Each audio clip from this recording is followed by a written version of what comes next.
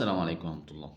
امبارح جاتني فكرة بصراحة بعد ما المشاهدات عندي قلت والمشتركين مش راضين يزيدوا، والقناة بقت ضعيفة جدا جدا ومفيش تفاعلات ولا رياكتيف خالص على الفيديوهات، مع اني بتعب في الفيديو على بال ما اجمع موضوع، على بال ما اظبطه كمونتاج وكرفع وكتحميل وحاجات كتيرة جدا من الكلام ده كله. فحسيت إن يعني في إحباط وفي ملل وفي فشل في القناة ومش راضية تزيد حتى مشترك واحد في القناة.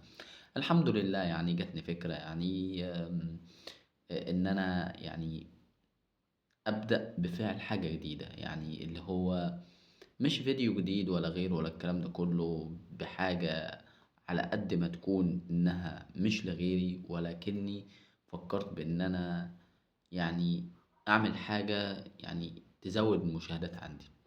ففكرت الحمد لله في إني أعمل فيديو جديد بطريقة جديدة، يعني الحمد لله. آه، استعنت أول حاجة بالصلاة على النبي صلى الله عليه وسلم، وهي دي اللي بتفتح جميع الأبواب. وهو الفيديو ده اللي الحمد لله يعني ما يقارب من 20 مشترك من الفيديو ده بس تحديدا تقريبا.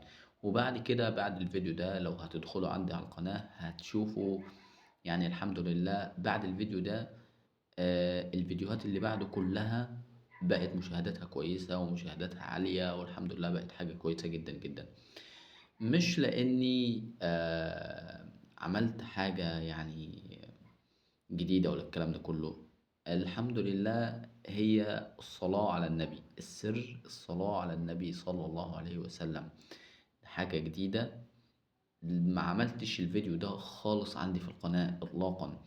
قبل كده كنت بعمل آيات قرآنية وكنت باخد حاجات، يعني كنت باخد حاجات من الناس والكلام ده كله، إلى إنه الفكرة الوحيدة اللي هي لم أفعلها قط ولم أستخدمها قط هي الصلاة على النبي صلى الله عليه وسلم.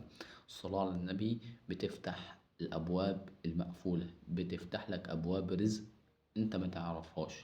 ولكن يعني حط تحتها 300 ألف خط، إنك تكون واثق مليون في المية إن ربنا سبحانه وتعالى هيرزقك بعد الكلام ده.